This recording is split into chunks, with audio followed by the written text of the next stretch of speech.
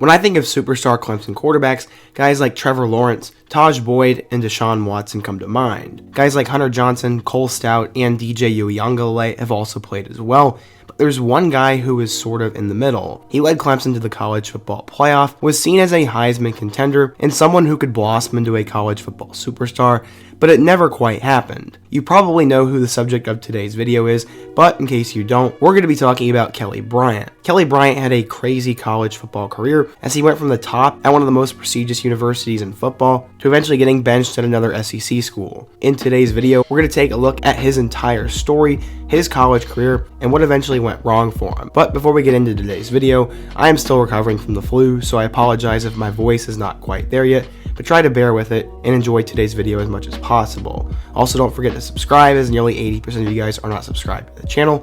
Smash that like button for the algorithm, and now let's get started and talk about what happened to Kelly Bryant.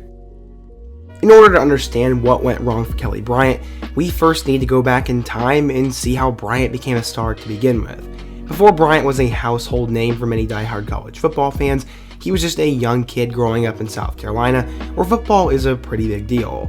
His family legacy actually would help him out quite a bit, as in case you didn't know, former Clemson and Pittsburgh Steelers wide receiver Martavis Bryant is actually his cousin. This was crazy to find out, and because of that, Kelly grew up loving the same game of football that Martavis did. Instead of wide receiver though, Kelly favored the quarterback spot. When Kelly got to Abbeville High School, he just wanted to win, and that is exactly what he did. He led the Panthers to a state championship in 2011 and another appearance in 2012. Winning was not an issue for him, but he'd need to go to another high school in order to succeed more. He wanted to be recruited even more, so he transferred to Wren High School, where he could play in a spread style of offense. It turns out it was a good decision for Kelly. On the third carry of his career there, he took a run 75 yards, and the coaches said they knew he was special from then on. That was only the beginning, as Kelly passed for 2,800 yards with 28 touchdowns in the air, and another 1,200 yards and 19 touchdowns on the ground. After a school record 3,500 yards and 41 touchdowns passing, and 720 yards and 14 touchdowns rushing as a senior, he was considered a hot commodity on the recruiting trail. At this point, it looked like the sky was truly the limit for him, and big-time programs were starting to really consider him. Except, this is where Kelly's football career in life was almost over.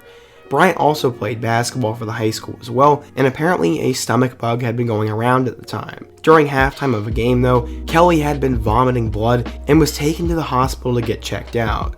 They found a softball-sized abscess in his abdomen, and if it had exploded, he could have died on the spot, and everything would have been done for him. They ended up preparing and performing life-saving surgery, and he eventually made a full recovery. He would have to hold an embarrassing bag around the school, but it did not stop him from throwing the ball in practice and being with his team. He also developed a very special bond with a Down syndrome student from the school, and he was the type of person and player any college football program would want.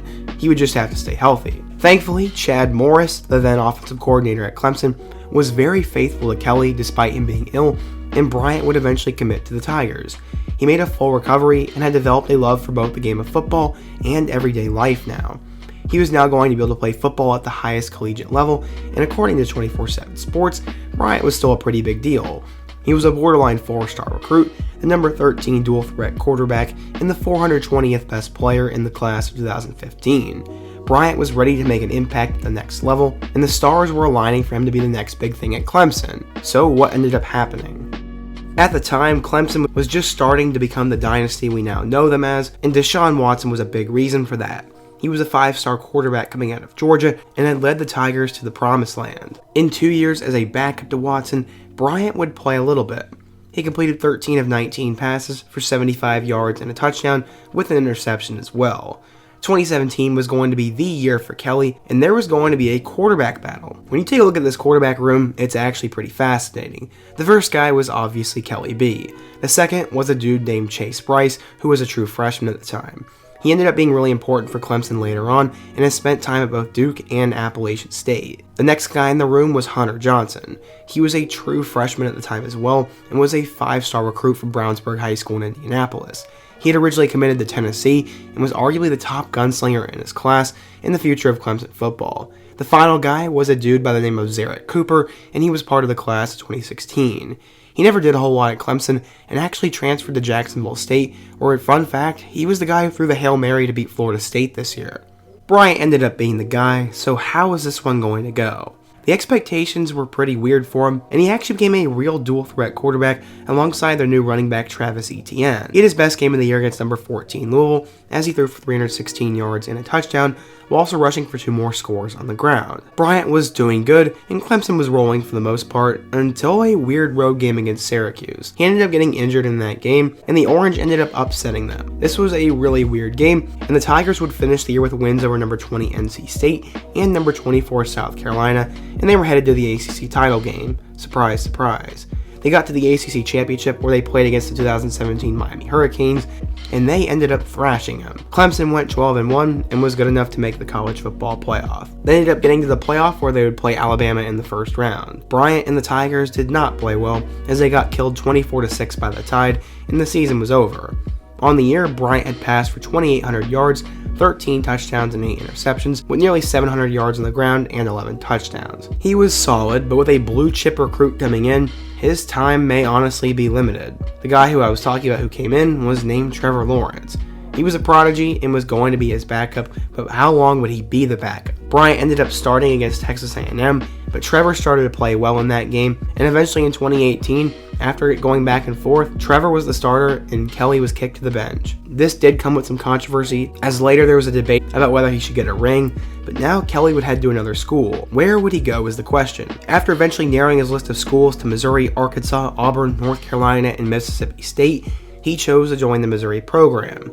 He said, quote, "This being my first time in Missouri, I kind of joked and I really didn't know what to expect. But once I got there and saw it firsthand, I was like, it might be alright. I could see myself here.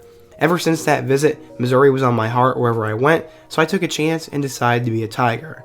Instead of bringing in a new big-time quarterback, Missouri would be losing one of the best in school history, as Drew Lock was now gone. There was really no quarterback battle, as Bryant was going to win the job, and he had a decent amount of hype, but there would be no bowl game due to a postseason ban by a rogue tutor, which I don't even want to begin to give my opinion on. Bryant would eventually make his first career start against Wyoming, and he threw a career-high 423 yards, but Missouri lost the game to Wyoming 37-31, and this one hurt. The season was basically already over from the beginning, but Kelly and the Tigers would rebound. They won their next 5 games, including wins over West Virginia, South Carolina, and Ole Miss, and now Mizzou was ranked. Unfortunately, they'd play their worst game in a long time, as they lost 21-14 to a bad Vanderbilt team on the road, and combining that with an injury to Kelly Bryant, the season went off the rails and became a mess. Mizzou did beat Arkansas to finish at 6-6, but it was a disaster of a year, and Kelly did not help his stock at all. He threw for a total of 2,215 yards, 15 touchdowns, and 6 picks, and he just looked lost at times. Add in the fact that Derek Dooley and Barry Odom weren't the best coaches in the world, it was a pretty bad way for him to end his collegiate career. He was not expected to be an NFL quarterback by any means, and he ended up going undrafted by the end of it. He would get a tryout with the Arizona Cardinals, but he was never going to be an NFL quarterback. So what went wrong for Kelly Bryant? Honestly, he didn't exactly make a wrong decision, but at the same time he did. He should have never gone to Clemson because he never had a real chance to be that guy, and despite starting for 1 year and going to the playoff, his long-term ceiling was not the same as the other players Dabo Swinney was bringing in. When he went to Missouri, he went to a really bad coaching staff and a program that was not allowed to go to a bowl game, so their season was over before it even started. So could you really blame Missouri for not playing that well when nothing really mattered, it seemed? Combine that with the fact he just never had the NFL tools, Bryant was the perfect college football quarterback. He was never going to be a pro, but he left his legacy in the college football world, and many Mizzou, Clemson, and football fans in general will never forget him. He's a very inspiring story, and as a Mizzou fan, I do thank him for his 1 year he played, but it's sad to see that he is never going to get his chance in the professional leagues. What do you guys think, though? What do you think of Kelly Bryant? What's another topic I could do next? And who's another player I could look at in my next What Happened To video? Be sure to let me know down in the comment section. Smash that like button if you want to support today's video. Subscribe if you're new here, and check out all my other videos on the end screen. I hope to see you guys again soon, but until next time, peace.